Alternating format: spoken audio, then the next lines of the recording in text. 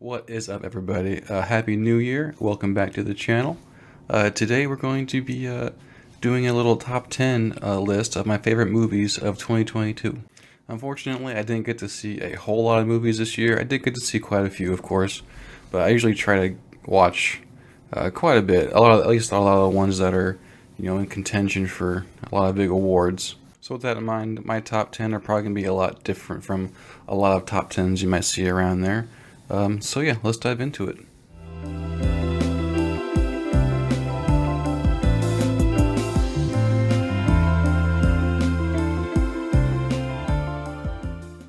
Starting us off at number 10, I have the movie Barbarian. A young woman discovers the rental home she booked is already occupied by a stranger. Against her better judgment, she decides to spend the night, but soon discovers there's a lot more to fear than just an unexpected house guest. While I didn't find the film necessarily scary, it definitely was very creepy, and it went in a way I definitely did not expect it to go to.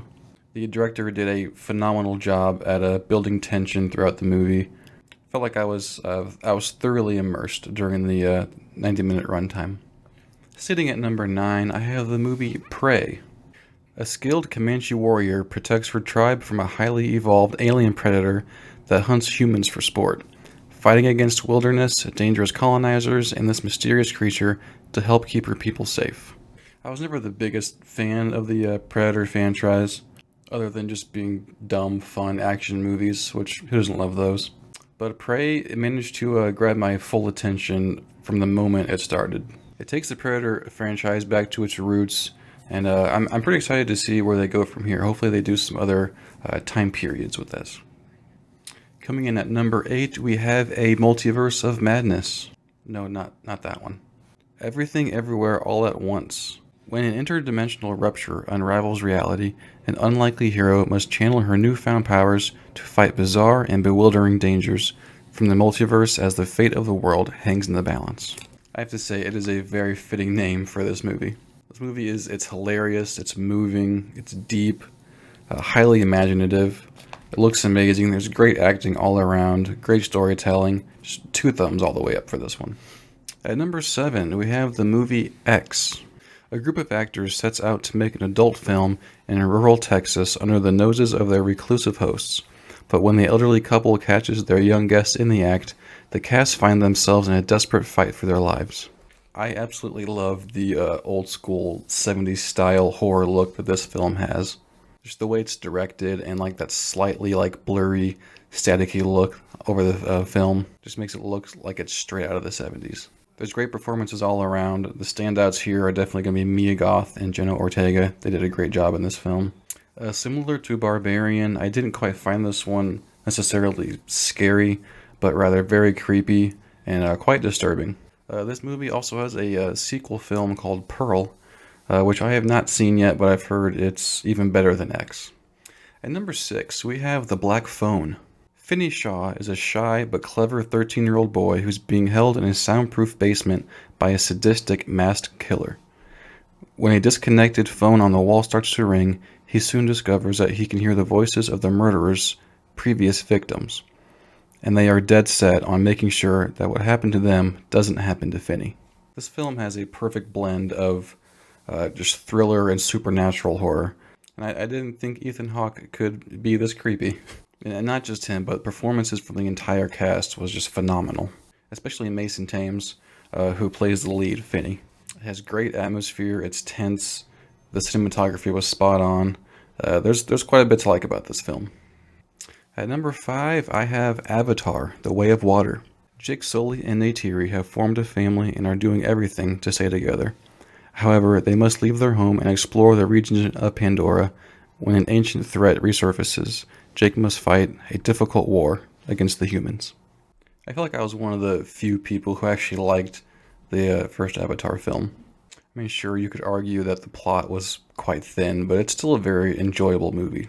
Not to mention, it was lovely to look at, especially in 3D. So I was pretty excited to be watching its sequel 13 years later. And honestly, expectations were met. This is without a doubt the best looking movie ever. After a while, I forgot I was even watching a CGI movie. It looks so damn realistic. It's insane. It also did not feel like a 3 hour movie. I could have easily watched more of it. And yes, the story is fairly thin. Some of the dialogue is cheesy, but it's just so damn cool. At number 4, I have The Menu.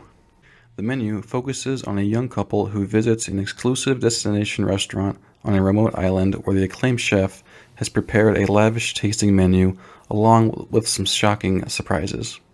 This has got to be one of the most unique theater going experiences I've had for quite a while.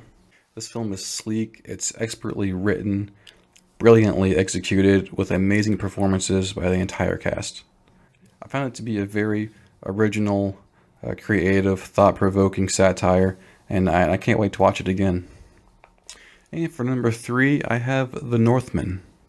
Prince Amleth is on the verge of becoming a man when his father is brutally murdered by his uncle, who kidnaps the boy's mother. 2 decades later, Amleth is now a Viking who raids Slavic villages. He soon meets a seeress who reminds him of his vow: save his mother, kill his uncle, avenge his father. This beautifully violent film by Robert Eggers has got to be one of his best, and he has some damn great films. This is not your typical, Viking action movie.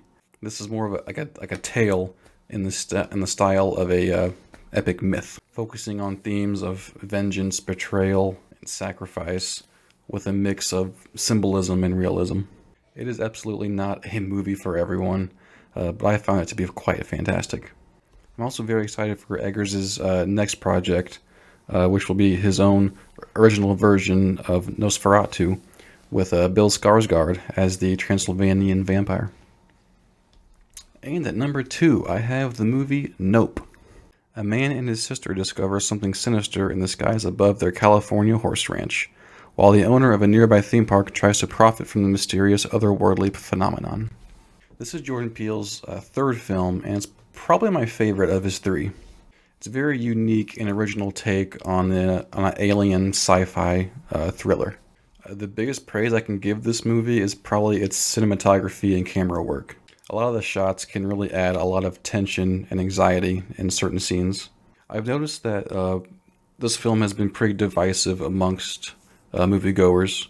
I almost wonder if it's people aren't quite getting the message, not quite getting what Peele is trying to say.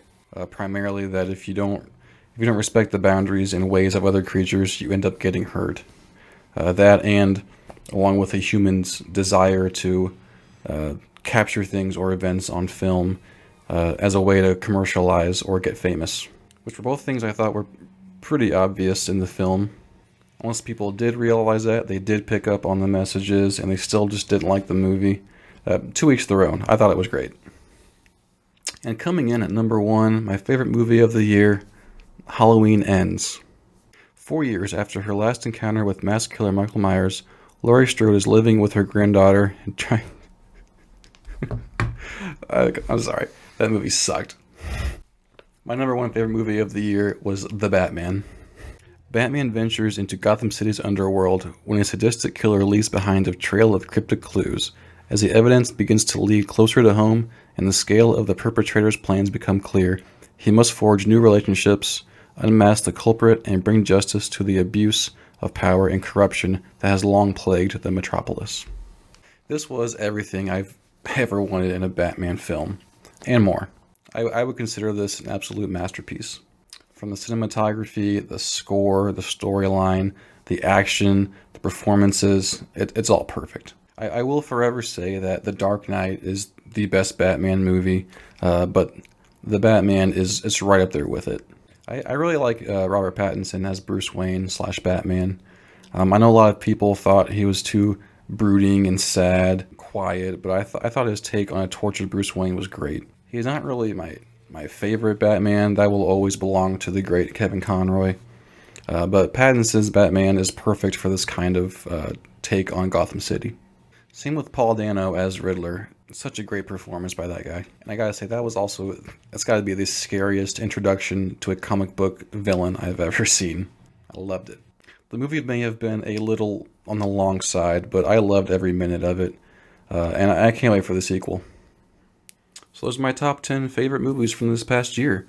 Did you see any of these movies? Did you love them? Did you hate them? Let me know in the comments what movies you liked this past year. I know I missed quite a bit. There were some other really good ones that came out this year, I'm sure, but unfortunately I was not able to see every movie. But yeah, thanks for watching. Please be sure to like and subscribe, and we will catch you on the next video. Peace out.